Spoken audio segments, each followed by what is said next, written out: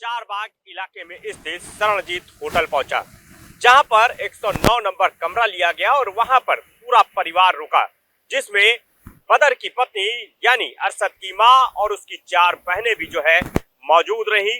जिसके बाद 31 तारीख को, क्योंकि 30 की रात्रि जो है ये परिवार लखनऊ पहुंचा, जिसके बाद चारबाग इलाके के जो नाका क्षेत्र है वहां पर शरणजीत होटल लिया गया और 109 नंबर कमरे में 30 तारीख की रात्रि जो है ये पूरा परिवार रुका। उसके बाद 31 को ये पूरा परिवार खम्बन पीर बाबा की मजार गया, वहां पर इन्होंने चादर भी चढ़ाई। उसके बाद ये लोग जो है न्यू ईयर मनाने के इरादे से कमरे में पहुंचे, जहां पर खाने पीने का सामान जो है उसका ऑर्डर अरशद की तरफ से दिया गया और अरशद खुद पूरा सामान बाहर लेने के गया और उसके बाद कमरे में आया। कमरे में बताया गया कि देर रात्रि सभी जो बहनें थी, चारों बहनों को और माँ को अरशद और उसके पिता ने जबरन शराब पिलाई। उसके बाद दुपट्टे से पहले गला घोटा गया, मुंह में दुपट्टे को ठूसा गया और उसके बाद एक एक करके सभी की हाथ की नसें काट दी गई।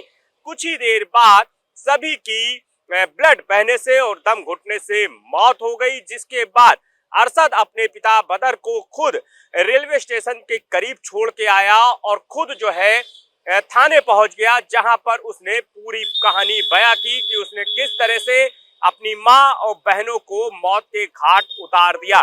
पुलिस की पूछताछ में ये साफ हुआ कि अरशद जो है उसका ये मानना था कि आगरा में जहां उसका मकान है वहां पर जो आसपास के लोग हैं वो लगातार उनसे रंजिश रखते हैं और ऐसे में जो उनकी माँ, उनकी जो बहन है, यदि उसके पिता को और उसको कुछ हो जाता है तो वो लोग उनकी बहनों को और माँ को जीने नहीं देंगे। लिहाजा इसी सनकपन में उसने अपनी माँ और बहनों को पिता के साथ मिलके मौत के घाट उतार डाला।